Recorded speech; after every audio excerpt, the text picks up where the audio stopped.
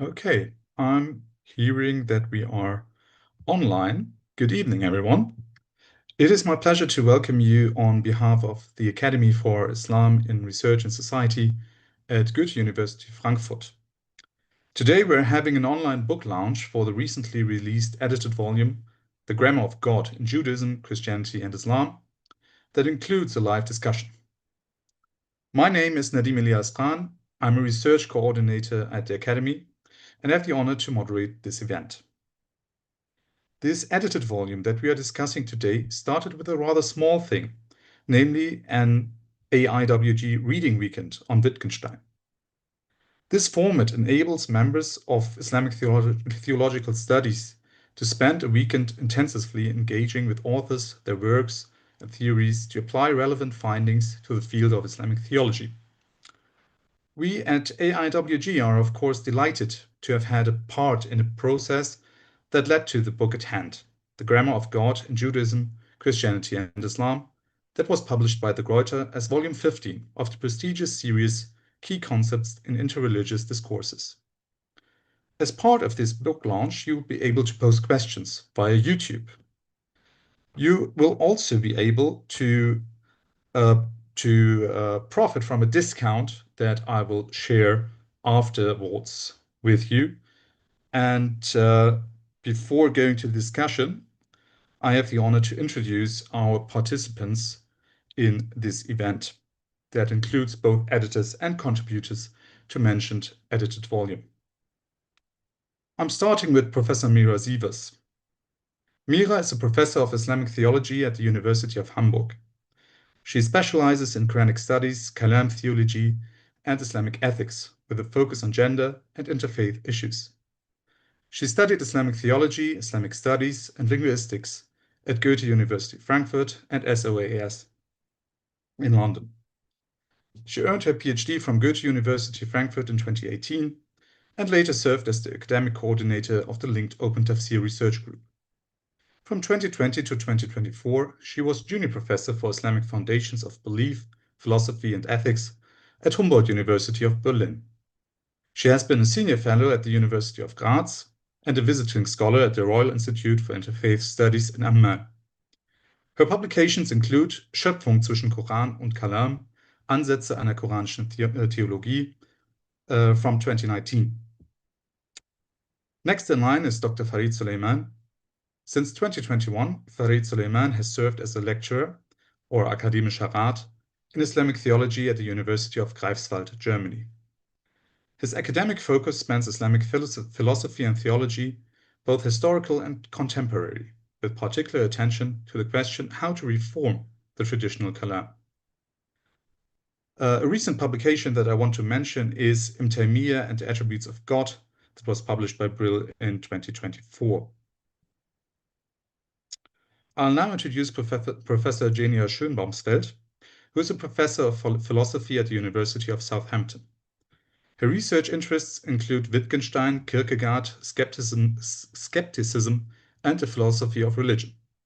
She's the author of A Confusion of the Spheres, Kierkegaard and Wittgenstein on Philosophy and Religion, 2007, The Illusion of Doubt, 2016, and Wittgenstein on Religious Belief, 2023. In the same year, she was awarded an ERC with the title The Ethics of Doubt, Kierkegaard, Skepticism, and Conspiracy Theory.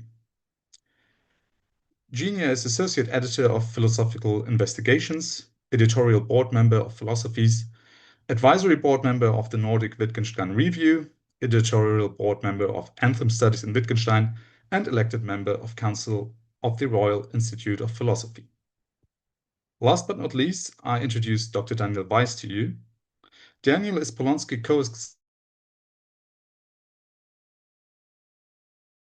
lecturer in Jewish Studies, Faculty of Divinity, University of Cambridge. He's author of Paradox and the Prophets, Hermann Cohen and the Indirect Communication of Religion, 2012, and Modern Jewish Philosophy and the Politics of Divine Violence, 2023, amongst other publications. He's actively involved in the Cambridge Interfaith Program and a recent recipient of a Humboldt Research Fellowship for experienced researchers. As I mentioned before, you'll be able to profit from a discount that is specially provided by De Gruyter for this event. The code is DGBCONFB. This code will reduce the price of the edited volume by 35% and is viable from the 1st of June to the 1st of August. And with this, I hand over to Mira Sievers, who's going to moderate the next part of this book launch. Thank you, dear Nadim, for your words. So I'm delighted to be here in this event, and I'm looking forward to the discussion with all of you and also from the participants online. The first thing we will do during the next 50 minutes or so will be to quickly hear a contribution from each of the three main articles within our volume. So Genia, Daniel, and Farid. And then we'll start our discussion. So I would like to start with you, dear Genia, and the floor is yours for your contribution. Thank you very much, Mira. I'm also delighted to be here. It's in general been a pleasure working with all of you on this volume. So to kind of mainly keep it brief, I thought I'd focus on the third section of my essay, which is called The Grammar of God. And I'm going to say a bit about what Wittgenstein says about theology as grammar in philosophical investigations, and then apply the discussion to a key concept that often causes a lot of confusion and controversy in Christianity, namely the idea of the Trinity. Okay, so in the philosophical investigations, which, as most of you probably know, is Wittgenstein's main later work, there's actually only one famous remark about theology, and that's grammar tells what kind of object anything is, theology as grammar. That's PI 372. Now, Wittgenstein believes that one of the main confusions that arise in philosophy and elsewhere is basically to mistake what he thinks of a grammatical or logical feature of a concept for an empirical one, and to end up predicating of the thing what actually lies in what he calls the mode of representation. And I think what the comparison with theology and the concept of God is trying to make perspicuous is that we need to pay attention to the difference between logical and grammatical features. And what that might mean in the case of theology, I think becomes a bit clearer if we look at a passage from the recently published lectures from the early 1930s, where Wittgenstein says, now, suppose God means something like a human being, then he has 2 arms and he has 4 arms are not grammatical propositions. But B, suppose someone says, you can't talk of God having arms, this is grammatical. So if we think the word God is the name of something very akin to a human being, say some kind of super powerful, disembodied human being, then saying that this God has 2 or 4 arms wouldn't be fundamentally different from, say, offering a straightforward empirical description of that thing. Say you said this animal has 2 legs or this animal has 4 legs. Here we would be describing something contingent that could be otherwise had the world been different in some way. But if we say something like it makes no sense to speak of God having arms, then Wittgenstein thinks we are making a grammatical remark that shows not that it's contingently untrue that God doesn't have arms, but rather that it's part of the concept of God that we can't attribute certain physical features of him. It's not because God happens to be an entity who just doesn't have these characteristics. So Wittgenstein thinks the essential features of our concepts are specified by the grammar of a concept. And to maybe give a non-theological example, say I say that 1 is a number, then according to Wittgenstein, that's not to predicate something of numbers. Sorry, this is not to, assign a particular property or predicate to, whatever one names, namely the property of numberhood, but rather to tell us how the word one functions in our language, namely as a number word. And similarly, to say that red is a color is to say something about the grammar of red rather than to give a description of some sort of metaphysical object. And thinking otherwise would be precisely to predicate of the thing what lies in the mode of representation, to believe one is tracing the thing's nature when in fact you are giving a rule for the correct use of a word, that is to say, something grammatical. And Wittgenstein thinks that many philosophical and theological problems arise if one doesn't heed this distinction. And here is another quote from a conversation with Rush Rhys, where Wittgenstein says, our statements about God have a different grammar from our statements about human beings. And if you try to talk about God as you would talk about a human being, you are likely to come to talk nonsense, to ask nonsensical questions, and so on. So what Wittgenstein is basically saying in this passage is that saying certain things about God and not realizing that you're primarily talking about the grammar of the concept would entail ending up speaking nonsense about God. Now, one might ask, why would one speak nonsense if one were to talk about God, say, in a manner akin to how one would talk about a human being? And I think Wittgenstein primarily thinks that the reason for this is that you would end up saying all sorts of ridiculous and possibly blasphemous things. The ridiculous things would be, if I thought of God as being akin to a human being, you might ask questions like, does God have toenails? Does God have a stomach, etc.? Such questions, of course, already sound ridiculous, but Wittgenstein thinks, the fact that they sound ridiculous kind of points us in the direction that we're actually dealing with a category mistake. God isn't what he calls a gaseous vertebrate with invisible stomach and toenails. Furthermore, he thinks that such an anthropomorphic conception of God as a kind of invisible superhuman, would also raise a whole host of other issues. So if human grammar were the right grammar for God, it would make sense to ask the following further questions. Where does God live? Is it possible to find his home? Is God bored, etc.? And of course, it doesn't really make sense to ask these questions. And the reason for that, Wittgenstein thinks, is that they're ruled out by the grammar of God. They're not ruled out because it is empirically not the case that God lives somewhere.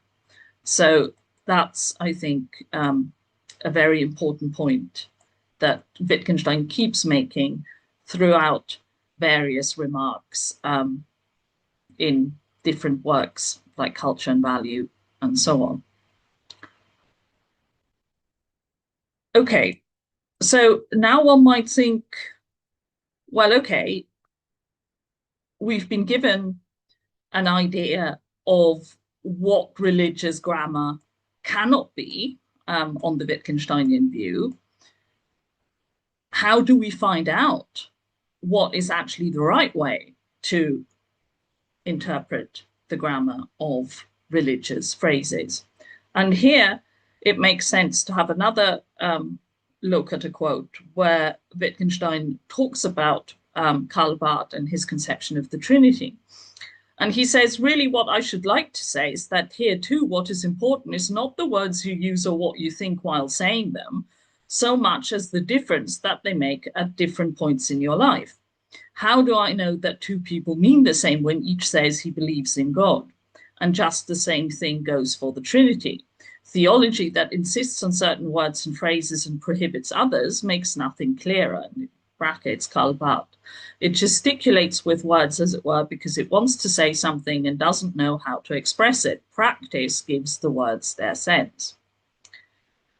So I think what Wittgenstein is saying here is that it's not possible to find out what someone means, or indeed whether two people mean the same, merely by looking at the words these people use. For they can use the same words and yet mean something completely different. And the Augustinian picture of language, which Wittgenstein discusses at the beginning of Philosophical Investigations, glosses over this important insight by insisting that all that matters to meaning is reference. That is to say, as long as we have some idea of what the objects are that the words in question are supposed to refer to, we know what the words mean. But Wittgenstein thinks that's very simplistic, because reference itself is a word in the language which might not have a univocal or context invariant sense either. So knowing only that a word stands for some object basically doesn't give you the rules for the correct use of a word. So when Wittgenstein mentions Karl Barth in the passage just quoted, he's obviously referring to Barth's conception of the Trinity as God, Father, God, Son, and Holy Ghost as three ways of being, or Seinsweisen in German. Now, Barth wanted to replace standard three-personal or modal conceptions of God, where God is regarded as manifesting himself either as three persons or as one person in different modes, with his own preferred version of Seinsweisen. And Wittgenstein isn't entirely happy with this, because he thinks talk of Seinsweisen doesn't necessarily itself make anything clearer unless I know what role the word Seinsweisen actually plays in the particular religious practice in which it might be employed. So we don't necessarily make progress, according to Wittgenstein, merely by inventing a new word. Nevertheless, I think one can actually take Barth's idea in a way that wouldn't be offensive to Wittgenstein, where indeed we read what Barth is trying to do in a kind of Wittgensteinian manner, where we gloss replacing talk of a three-personal God by talking about Seinsweisen as a way of getting us to see, for example, that by talking about the Trinity, we're not giving a description of God, some sort of empirical description of God as, you know, an entity that, say, contains three entities within itself, which is clearly what is causing the problem, but rather to think, for example, that, you know, what talk of Seinsweisen might want to get us to see is that we're actually looking at the same thing or phenomenon. I mean, I'm putting these words under inverted commas because it's not clear that this is a terribly good way of talking about God, but, you know, maybe talk of Seinsweisen is just a way, you know, perceiving God, if that is a better way of talking, under three different aspects. And Wittgenstein discusses aspect perception in the second part of Philosophical Investigations, where he makes clear that aspect perception is not just a normal form of perception where I'm kind of describing new empirical features of an object, but rather where I'm basically taught a new way of looking at things. And I think that's one of the key ideas that Wittgenstein has about what religious language does. Often when we're applying a concept that has a kind of ordinary use in bog standard practices, when we apply it in the religious domain, a kind of conceptual reorientation occurs, and, you know, the normal concept kind of changes. And in order to see that, oneself has to, in a certain sense, change and develop a new way of seeing in order to be able to do that.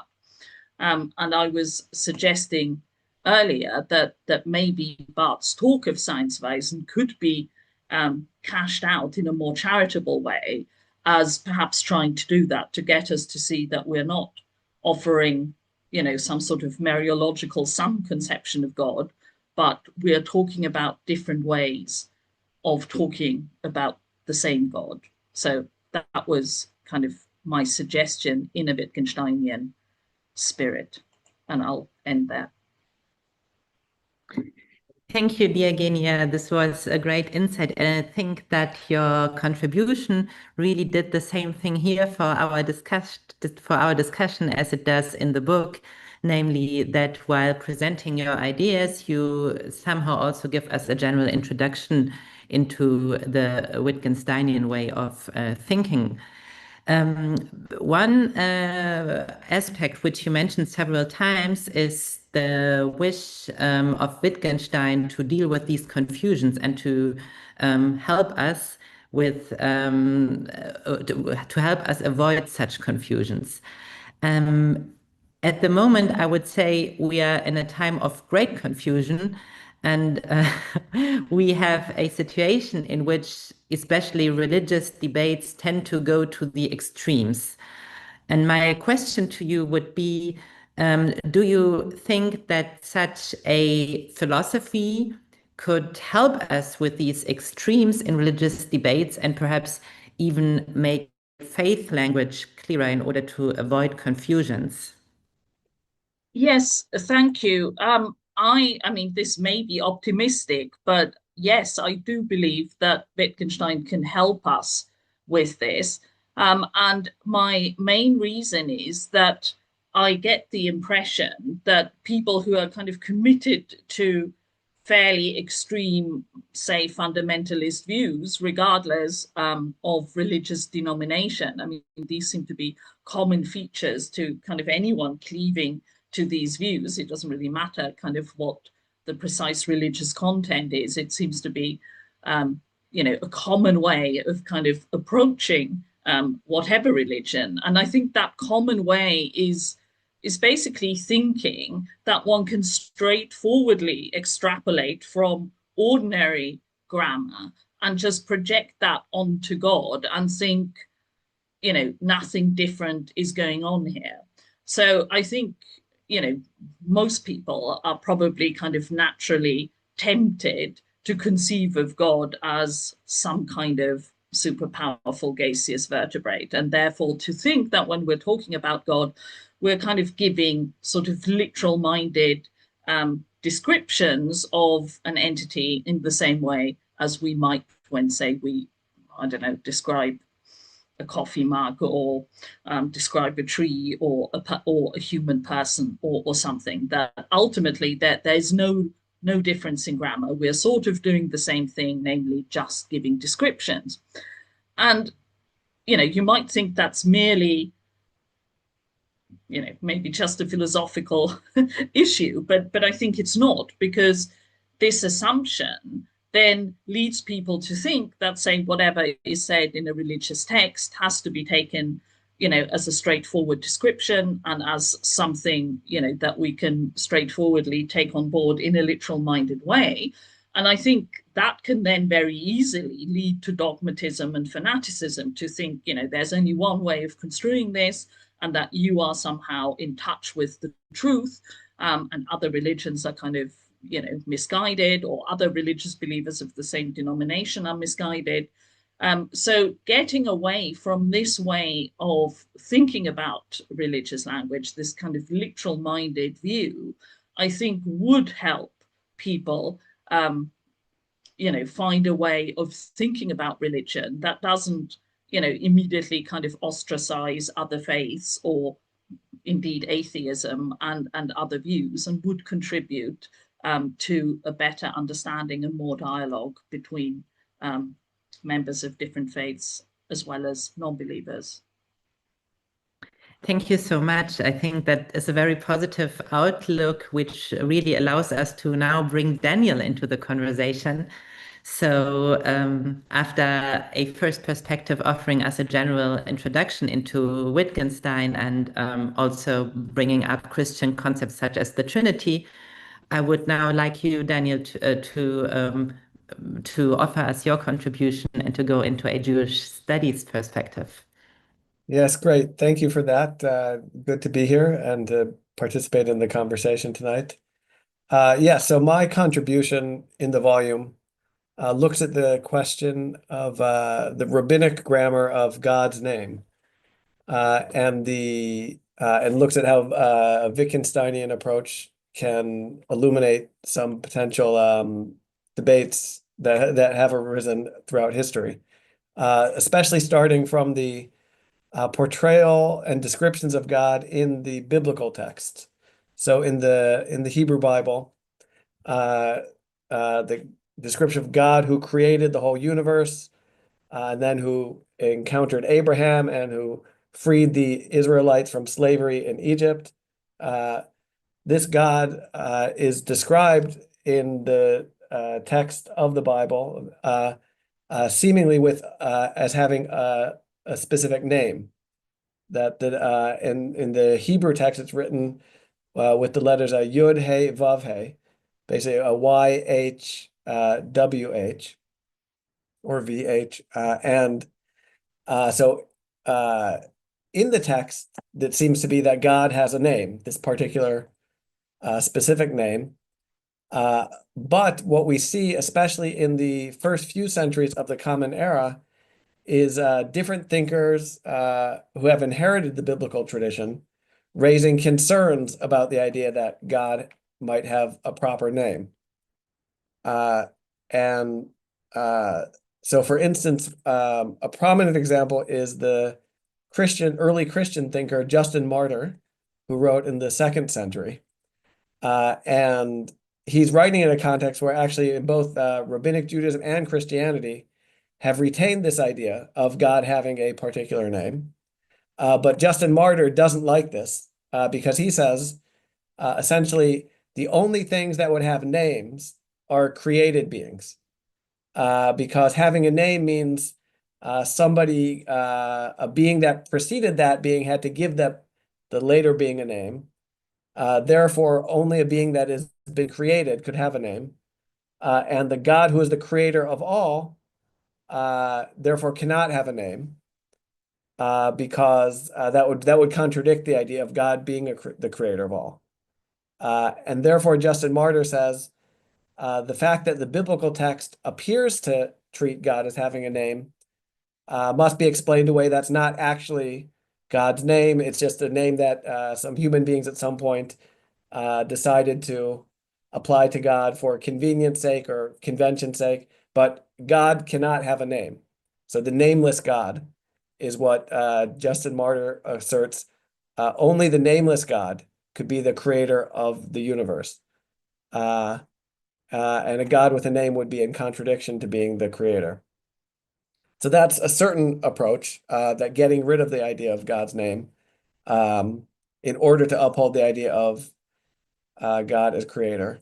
But we can note in classical rabbinic texts from around the same time as Justin Martyr's writing, so say between the 3rd, 4th, 5th century, especially, these texts uphold the idea of God having a particular name.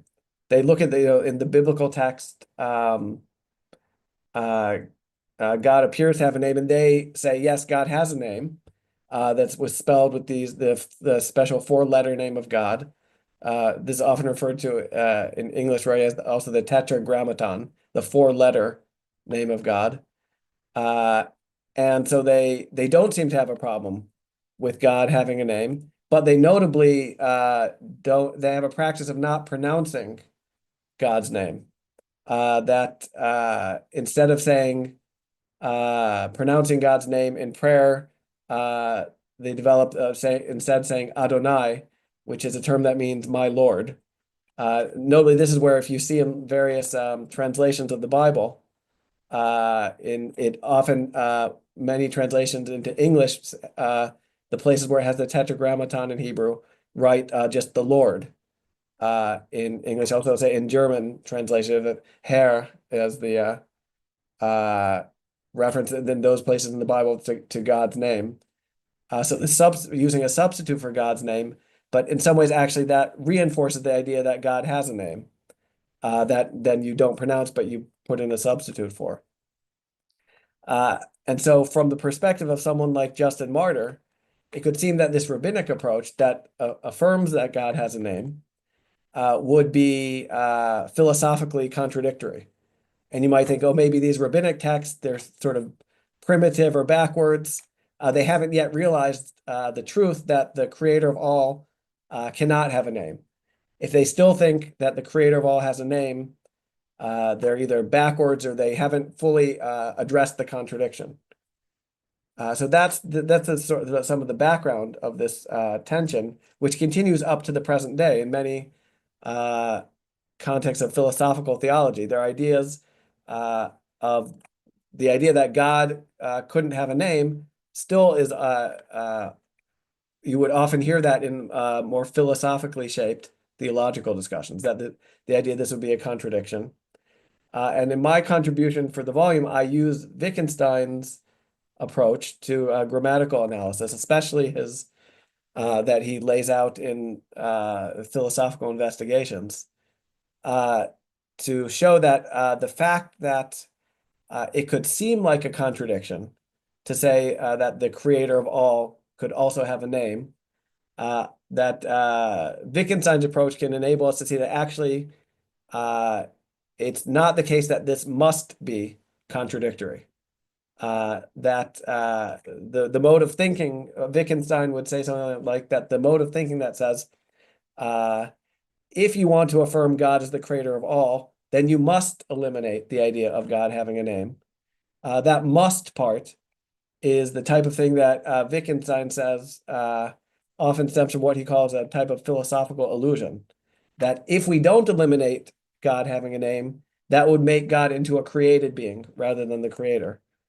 And instead, I think Wittgenstein's approach allows us to see that it could be entirely possible for someone to think of God as having a particular name, and yet still uphold the idea of God as a creator, and not need to draw the conclusion that God must be a created being. In terms of Wittgenstein's analysis, if we see that everybody who asserts God has a name ends up treating God as a created being, that might lead us to one conclusion. But actually, if we find that in practice, people are able to affirm the idea of God having a name and still keep thinking of God as creator of the universe, then we don't have to conclude that these ideas must be contradictory. That we don't need to draw certain conclusions. This is where Wittgenstein has an interesting line. He asks about, in various contexts, he says, we want to look at what consequences a person draws from a certain statement. So if a person, it could be that there might be some people who draw the consequence that if God has a name, then God must be a created being or is a created being. Some people might draw that conclusion, but he says that it's not automatic that one has to draw that conclusion or draw those consequences. And if in practice you find people can uphold those ideas together without drawing those conclusions, it's one doesn't need to then think of there being a contradiction. So this is an example where then, if you in the analysis in the chapter, I try to spell out the way for this particular instance of God having a name, that one can uphold that alongside God being the creator.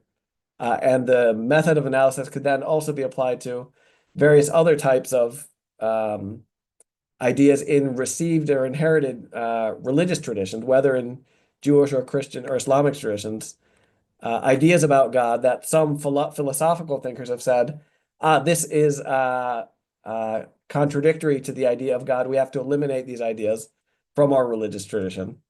And at least raising the possibility that in some cases, Wittgenstein shows us that some of those inherited religious ideas that might at first seem philosophically contradictory need not be taken as entailing a philosophical contradiction, such that it'd be more possible to retain those traditional religious ideas about God without feeling that compulsion or that need to philosophically smooth away the apparent tensions.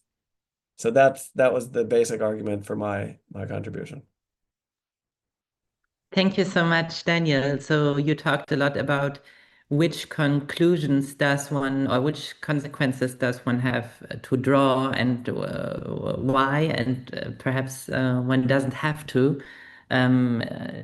So I would like to combine two things. On the one hand, I see one question in the chat asking if it has no consequence, maybe a believer doesn't actually mean that God has a name. And What do you mean, no consequences? yeah, that's because you talked about which consequences does one have to draw out of the fact Right. that God has a name or not. And I would like to combine it with perhaps a more general or more basic question, because you talked a lot about this long debate going back right to late antiquity and Justin Martyr, and you say it continues until the present day. So perhaps a more general question would be, why does it matter that God has a name, Right. and why is there such a big debate about it? Right. So no, it's a good question, right? So I think the question, the first question, right, it's like it's not that the God having a name has no consequences. It's just that it doesn't necessarily have the consequence that God is a created being. So it's not, well, there are lots of consequences that could come with it. And so actually, along with combine that with the second question you asked, why is it important that God has a name? A key element in the chapter, I look at Abraham Joshua Heschel, the modern Jewish philosopher, theologian, who emphasizes the importance of God's name in connection with the idea that God is a who and not a what. He says, God that has a name you can call upon, you can address in prayer. Whereas a nameless God would be more of an abstraction, and one can't have the same personal relation. So in that case, name can go along with addressability, that one can address God, various other those elements of relating to God in prayer and other contexts. So that the importance of God having a name could be that, especially if one feels because of a notion of philosophical necessity that one must deny God having a name, one must say that God is nameless. That could actually have a potentially negative effect in making God, as I said, into an abstraction or something that with whom the personal relation in prayer is less possible. So that's one instance of the significance of God's name. Yeah, thank you so much for explaining this. Perhaps going back to Genia's hopes that Wittgenstein enables a fruitful dialogue, we should now bring Farid into the discussion to hear a Muslim perspective on the question of a theology of grammar. Yeah, thank you very much. Just a quick question. Can I share with you a slide? I think it should be possible. I have the button here. Yeah. Sharing. Okay. So you see my presentation? Yes. I mean, it's not really a presentation in that sense. I've just put the chapter titles on a slide so that it's easier to follow what I'm saying. Yeah, thank you very much again, and thank you thanks also to the AIWG who made this possible, to Stephanie Gola-Dehmami as well. Yeah, and I'm going straight into my presentation. Two processes or events are particularly significant in Islamic intellectual history in the sense that both have had enduring consequences. The first is the influence of Greek thought on Islamic thought, which becomes evident and tangible in the translation movements of the 8th and 9th centuries. Parallel developments occurred in Christianity a few centuries earlier and in Judaism a few centuries later. It is no coincidence that the only thinker extensively received in all three religious traditions is situated within an Aristotelian Neoplatonic framework, namely Ibn Sina, or better known as Avicenna. Muslim critiques of this framework, or more broadly of the metaphysics of peripatetic and Neoplatonic philosophy, are nearly as old as Islam itself. A milestone in this regard is the renowned thinker Ibn Taymiyyah, who who lived in the 14th century. What makes him particularly interesting is that his thought exhibits striking parallels with that of Wittgenstein, a point I briefly touch upon in my contribution to the edited volume. Having thus outlined the first major process in Islamic intellectual history, I now turn to the second, Western colonialism, which has been ravaging the Islamic world for several centuries. A profound rupture was marked by Napoleon's invasion of Egypt in 1798. Since then, European conceptions of social, political, economic, and religious order have been forcibly imposed on the Islamic world, leading to radical transformations whose repercussions persist to this day. To keep my remarks concise, I will come straight to the point. Since that time, the urgency for a fundamental reform of Islamic thought, particularly in philosophy and theology, has intensified, giving rise to numerous new intellectual currents of widely varying orientations. The edited volume takes shape from the observation that, as illustrated by the first process I described, the shared Greek heritage in Jewish, Christian, and Islamic thought has led to a shared horizon of questions and problems. In this respect, Wittgenstein can serve as a source of inspiration for all three traditions. My article is intended as a contribution to the reformist efforts that have emerged in the wake of the second process I outlined, namely the colonization of the Islamic world. Against this backdrop, I am particularly pleased that the article has already garnered attention in the Arab world. It has been translated into Arabic and will be published as a book chapter in the coming weeks. After these introductory remarks, I will now provide an overview of the content of my contribution to the edited volume. My article consists of two main parts. In the first part, I identify key problems or obstacles that, in my view, must be overcome in the course of a constructive reform of Islamic philosophy. More specifically, I focus on two such problems. First, a modern conception of religion that has gained widespread acceptance, and second, the epistemological paradigm underlying the God of the philosophers. In both cases, my aim is to examine how these have led to serious misunderstandings regarding the nature of religious discourse and practice. In the second part of the article, I elaborate on what I, drawing of course on Wittgenstein, term a theology of grammar and how it can be fruitfully related to the Islamic tradition. Additionally, I apply it exemplarily to one of the two aforementioned questions. I now turn to the first part and specifically to the section on the modern concept of religion. Admittedly, there is no single modern conception of religion, but certain trends can be identified, and due to the limited time I have, I will confine myself to one of these trends or tendencies, namely to understand religion primarily as an explanatory model that answers questions about God, life, the world, and so on the assumption that religion consists chiefly of a set of propositional statements or doctrines. From there, it is only a little step that leads to the conviction that the contents of a religion can be grasped, analyzed, and evaluated in an abstract manner, isolated from practice. In the next section of my article, I describe how the so-called God of the philosophers has been conceptualized in Islamic thought. By this, I do not mean merely a specific image of God, but more broadly a way of thinking. Delving into the detail here would exceed the scope of this presentation, so I will limit myself to four concisely formulated core ideas.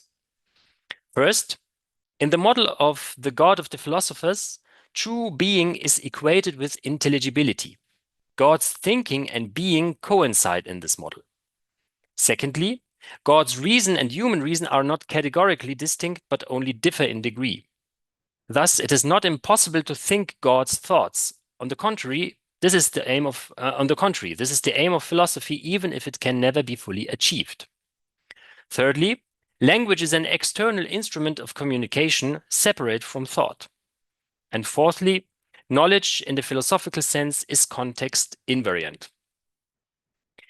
My aim is to demonstrate that the questions arising from this model in the context of religion are not, as often claimed, timeless questions, but are tied to very specific presuppositions, and the same, of course, applies to the answers. I illustrate this with two questions. Does God exist, and what does it mean to say that God is good? Due to the limited time, I will go straight to the second question. In my article, I highlight striking parallels between the atheist Antony Flew and the Muslim philosopher Fakhruddin al-Razi. Remarkably, despite their ideological differences, they arrive at very similar conclusions regarding the meaning of the statement, God is good, namely that the statement is not intelligible in terms of its meaning. This parallel arises because both argue from the paradigm of the God of the philosophers. I develop my critique of this position in the second part of the article, which begins with the third chapter. There, I first outline what a theology of grammar entails, drawing on 3 statements by Wittgenstein.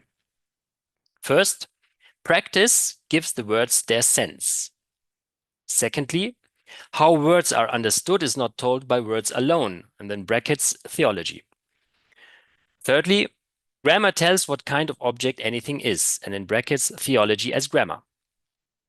This would now require a more extensive discussion, but I will distill it to one key point. A theology of grammar rejects the notion that words have a meaning attainable by abstracting from all the situations in which the word is used, a kind of fundamental usage-independent meaning.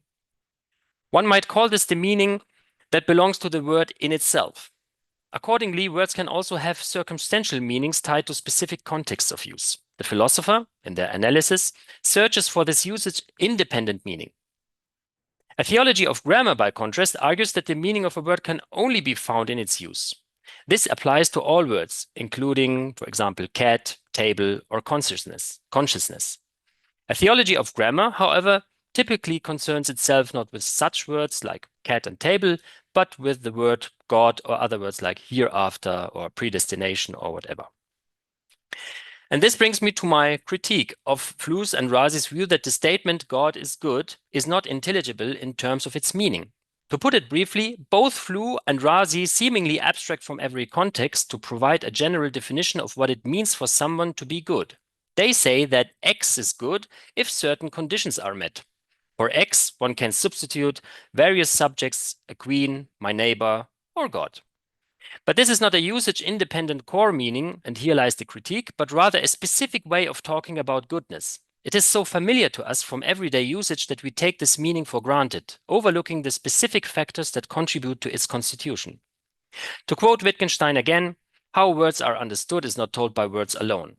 If one speaks of God's goodness in the same way as one speaks of a neighbor's or a queen's goodness, it is hardly surprising that one ends up mired in theological problems. These problems can then be debated for centuries without hope of a definitive answer. A theology of grammar would take a different approach, not attempting to solve these problems, but to dissolve them through grammatical analysis. It would show that while the use of the word good in reference to God and its use in reference to a neighbor share similarities, they also exhibit significant differences. Not every usage that makes sense in one case does so in the other. The view that the statement God is good is unintelligible arises because these differences are recognized, yet it is assumed that such differences should not exist if the statement were meaningful. If the approach of a theology of grammar is correct, much of the intellectual tradition of Falsafa and Kalam turns out to be based on a gross misunderstanding of the character of religious language. For example, all the ontological problems about God, so prominent in Muslim theology, that were inferred from the fact that the Quran describes God as speaking, would then not constitute deep and complicated issues accessible only to the scholarly elite. Rather, they would be more aptly compared to the response of a child who has not yet learned the correct use of the word consciousness. Upon hearing that a relative has lost consciousness, the child might say, "Then we should go look for it," only to be told that this does not make sense. The child might reply, "But losing something means you can search for it, just like all the toys I have lost." I will now end my short presentation with some final remarks. I do not regard Wittgenstein's approach as an entirely new method, but rather as a fundamental understanding of language and meaning that can be found, at least in nascent form, within the Islamic tradition. I have in mind here especially the well-known 14th century theologian Ibn Taymiyyah I mentioned earlier, who held similar views on language and, building on them, developed a critique of the dominant forms of philosophy in his time. I see this entire project as a contribution to the reform of Islamic theology and find the interreligious setting particularly stimulating because the problems in different religious traditions exhibit structural similarities. Thus, I can learn much from how a pragmatic approach to language can be fruitfully applied in Jewish and Christian theology. Thank you very much for your attention. Dear Farid, for your contribution.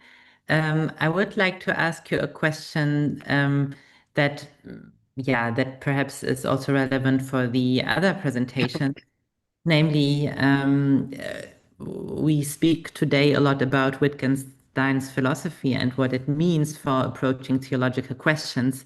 But if someone is not an expert of Wittgenstein and is an ordinary believer, in which sense can such an approach of theology, of grammar, help? In which way can it benefit them? Mm-hmm. Yeah, I think one has not have to be an expert on Wittgenstein in order to benefit from such an approach. I think ordinary believers, they when they do religious things, normally, or in most cases, I would say, what they do really makes sense, as in their actions have sense. But when they start to reflect on what they are doing, then there starts to be a confusion. So, for example, if you won't find a prayer book in which it is said that in which there is a prayer that says, "Oh God, forgive me all my sins that you have preordained." Or predestined. I mean, predestination, divine predestination, is one of the 6 pillars in Islamic theology. Every Muslim believes in divine predestination. But if you use this or you relate to that concept of divine predestination, if you look at the prayers that people pray and what they say when they speak about predestination, then you will find it that it's all fine. But if you ask them, why is it not possible to make that prayer? Is it wrong that God has preordained your sins?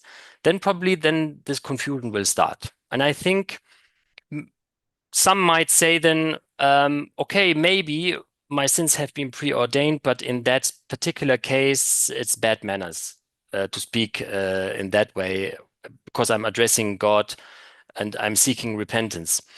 It would be showing bad manners. And I think here it is where the confusion starts. And I think that a Wittgensteinian approach can help to understand that certain concepts in Islamic theology that really that have a valid place in Islamic theology, that they are used in a certain fashion, in a certain way, and under specific circumstances. And that's also the case with the predestination. You talk about predestination in specific circumstances, in specific prayers, but not in others. And drawing all the consequences that you would draw from this if you conceptualize God as some external metaphysic superhuman being who is acting in the same fashion as a human being does, then you would then the confusion would start. Farid, Yeah. I think Lenia has one question for you, and I would also like to add a very small clarification question. Yeah. Namely, you say what believers do make sense. Yes. Problems arise when they reflect. Does this mean that perhaps we can do without Wittgenstein? We just don't reflect on it too much. We just do it. No. Can this become like an anti-intellectual? We shouldn't be satisfied. We shouldn't be satisfied with that. And people, I mean, this is very normal that people start reflecting on what they are doing. I mean, this is and this can help them to develop a more clear understanding of their relationship with God. And this is something that theology has to provide, I think. So no, we cannot stop there and tell the people don't reflect on what you are doing. It's all fine. Now I'm Yep. really, thank you, dear Farid. Delia, you have a question. Yeah, I'm seeing it in the chat. Anu, what does it mean to believe that God has preordained everything? There can be no answer to that question that is valid in each and every case. We have to look at specific circumstances in which people address God's predestination. And then we know perfectly well how we could engage with that person and talk about them talk with them about predestination, and that some questions we would pose to them would make sense and others wouldn't. And so it is dependent on the situation. But for example, just to give an example, and this is not a definition now, it's just an example, is in the way we talk about, or when we talk about divine predestination, we'd also talk about trust in God. So divine predestination normally relates to something that happens in the future. I say that, for example, I do a prayer to God, and I hope that He will, for example, lead me the correct way. But in that sense, or when I say that, I have to have a certain view of God, that He is able and capable in engaging with the world and changing its direction. Otherwise, it doesn't make sense to address God in such a prayer. So in some ways, I'm saying something about God, but this is tied to a specific circumstance and to a specific situation in my life in which a certain concept of God becomes full of meaning. And in some other situation, for example, when I seek repentance, as I've given the example already, then probably the whole concept or this the concept of God as being a God who preordained everything maybe doesn't play a role anymore. Maybe I will find, if I think about it, I will find a way how it could still play a role, but probably it's not that prominent anymore.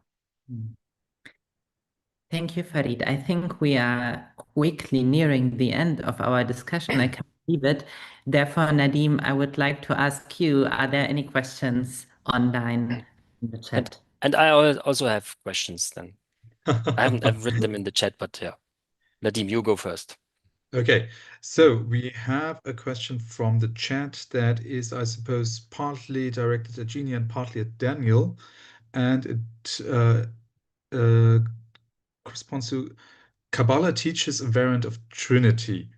In how far, or could you say something, or either of you say something about Kabbalah from a Wittgensteinian outlook?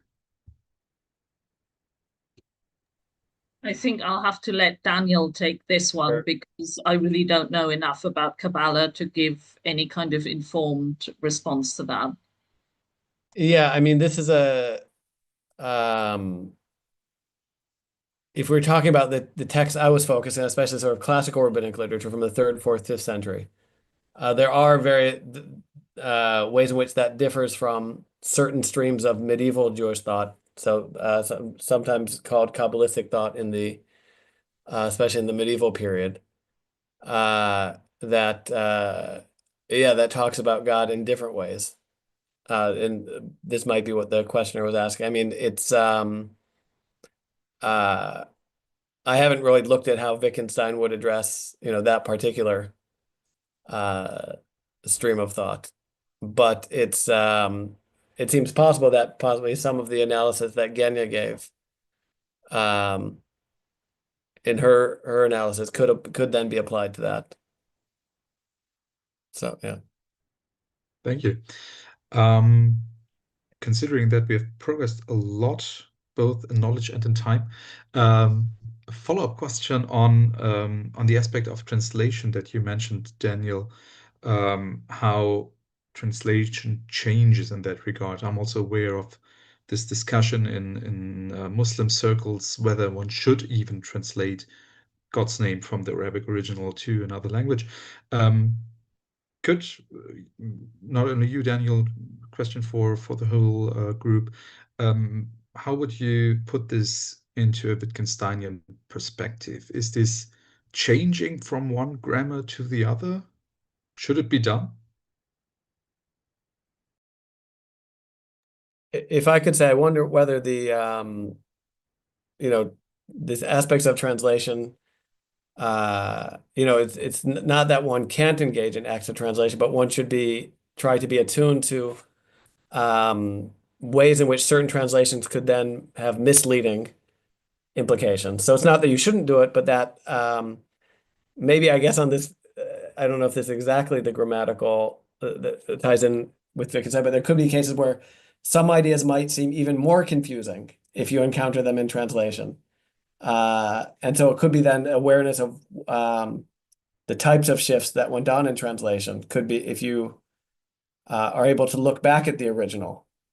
I think that could be help to address some of the possible confusion. So I think with it would go along with Wittgenstein's approach that sometimes the surface grammar of something can give misleading impressions. And so maybe translation could be a context where certain types of misleading impressions could be amplified by certain types of translations.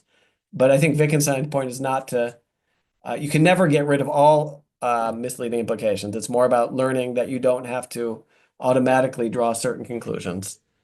And so that's finding that the right way of, it would, and the question of whether you should or shouldn't translate, I think for Wittgenstein would depend on, in a given time and place, if you do translate in a certain way, does it lead to improper or misleading understandings? If it does, then maybe for that community in that time and place, you should not engage in that translation, or you find a different translation or not translate.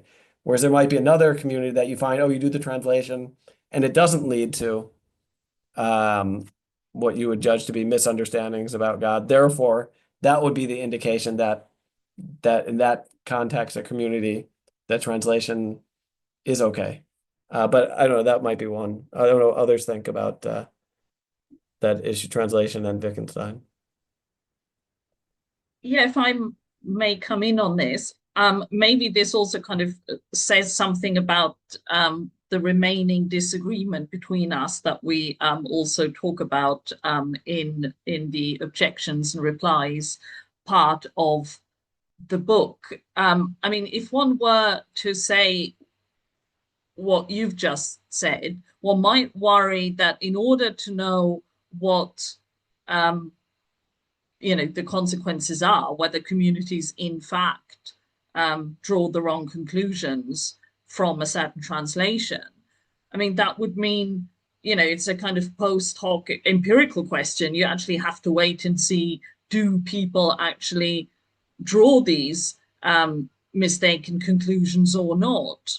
And I'm a bit skeptical that's, I mean, if that's what you meant, which you may not have done, but if that's what you meant, I'm a bit skeptical that that's what Wittgenstein would have suggested. I do think that he thinks you can kind of, see what the implications of adopting a particular grammar might be. That, this is in a certain sense also a philosophical question. It's not just an empirical question where we kind of do studies about, do people misunderstand this or not. Rather, by looking at how the grammar is used, we can see whether it might lead to misconceptions or not. Oh no, I definitely think you could see by looking at it whether it might lead to misconceptions. But that's a separate question from seeing whether it does or doesn't for a given person.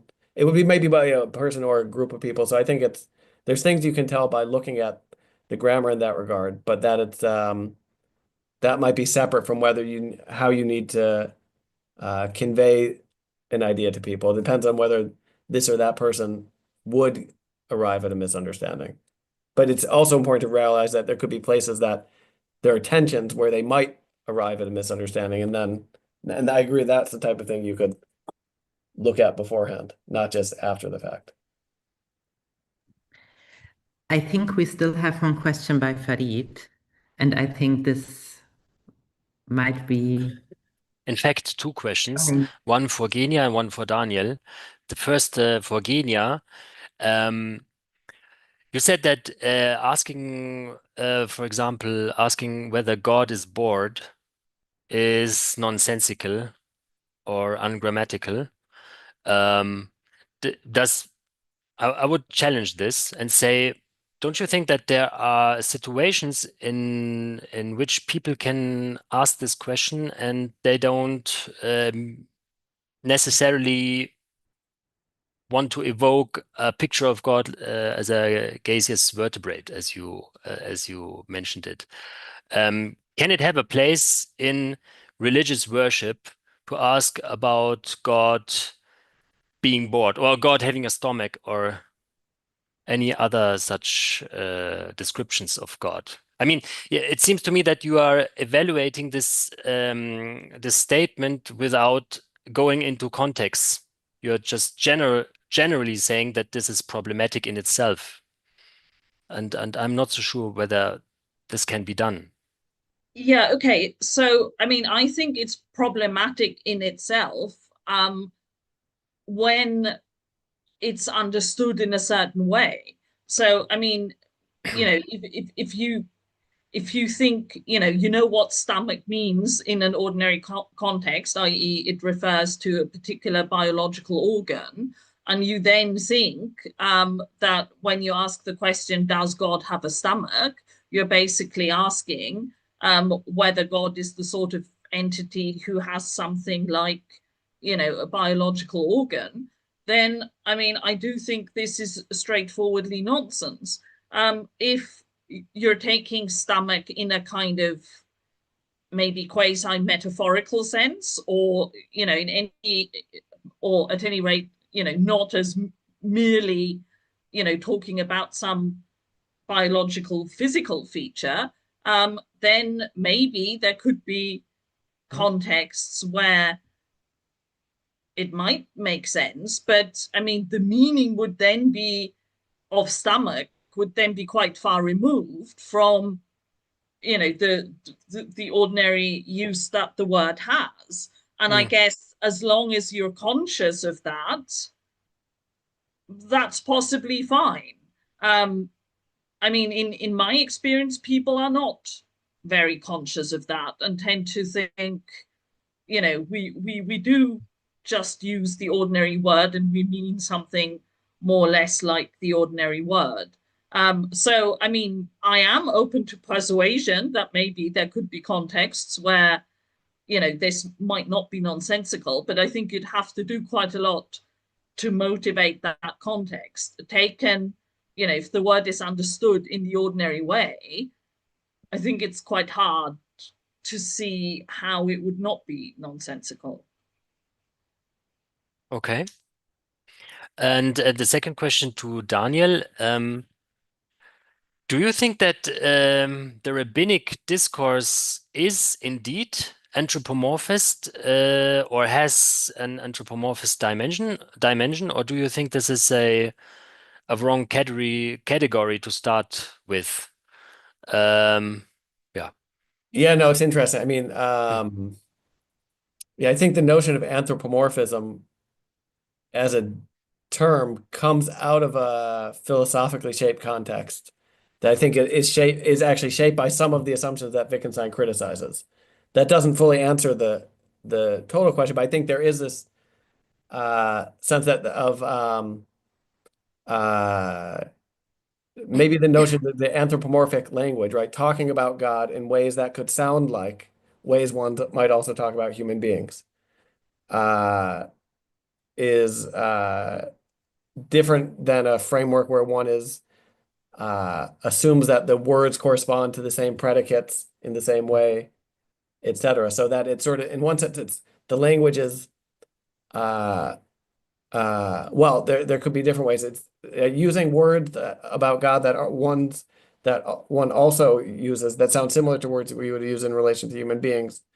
Doesn't mean that you're necessarily understanding them in the same way. So talking about God having a name doesn't mean that the idea of God having a name would be exactly identical to every aspect of a human being having a name.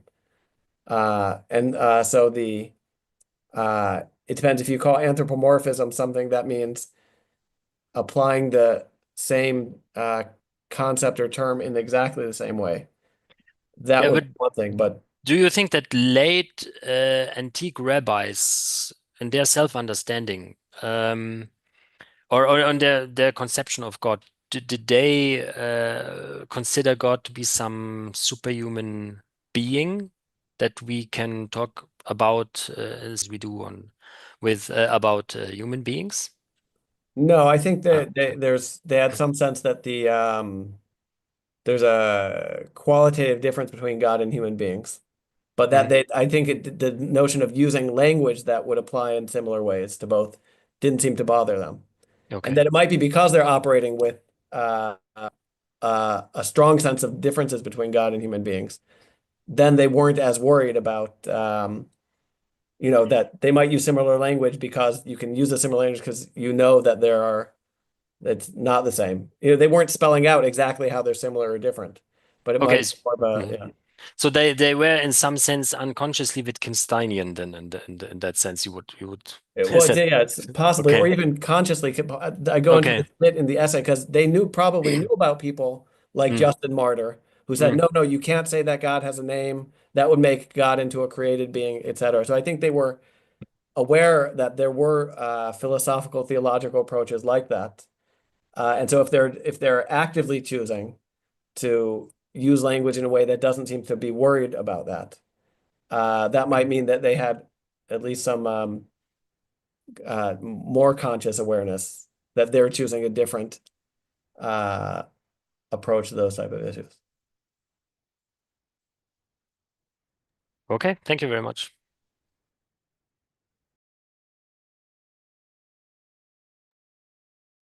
Okay. If there are no further questions, I'm opening the floor for a last round of comments or final remarks, if you have any, or one of you has any. Maybe Farid or Mira, would you be able to tell us what you see as the why someone might want to read the book taken as a whole, the combination of the pieces? Do you want Farid to Okay, start? I can say something about that. I think I mean, maybe that sounds arrogant, but I think it's really the first this book is the first of its kind. So I don't know, maybe if you know, you can point me to some literature where in an interfaith setting, especially the three Abrahamic traditions, Wittgenstein is discussed in this detail. And then the book really tries, I mean, we have the epilogue at the end. We haven't talked about the epilogue, but there's a place in the book where we as authors also engage with each others. And I think this is really a fruitful discussion that has taken place in that book. And it's really a new thing. And there are so many comparisons between Islamic, Jewish, and Christian theology that is located within the philosophical paradigm because there is this shared Greek philosophical horizon. And it's very easy to compare, for example, Thomas Aquinas with Al-Ghazali or others. And I think this is important. I don't want to belittle this, but there has done a lot of work in this regard, and I think it's time to look at other paradigms. And Wittgenstein is in my conception, or in my view, a very good source of inspiration, and to try to understand similarities and also dissimilarities between the religions in some other light. And this is what the book really achieves, in my view. Yeah. Again, you want to go first? Or? I just wanted to add something to what Farid has just said, which I completely agree with. I just wanted to add that I think another interesting feature about the book, which might also be my kind of concluding remark, is that it also kind of provides contrasting perspectives on how to apply Wittgenstein to particular religious debates, because I think, as has probably become clear from the discussion, we don't, I mean, the three of us don't all apply Wittgensteinian thought in exactly the same way. So I think it'll be interesting for the reader to see what the different ways are that one could use Wittgenstein's thought to, resolve particular issues and confusions in religious thought. And I think that's just an additional reason to look at Wittgenstein and what the possible benefits are of reading him more and applying him to religious thought.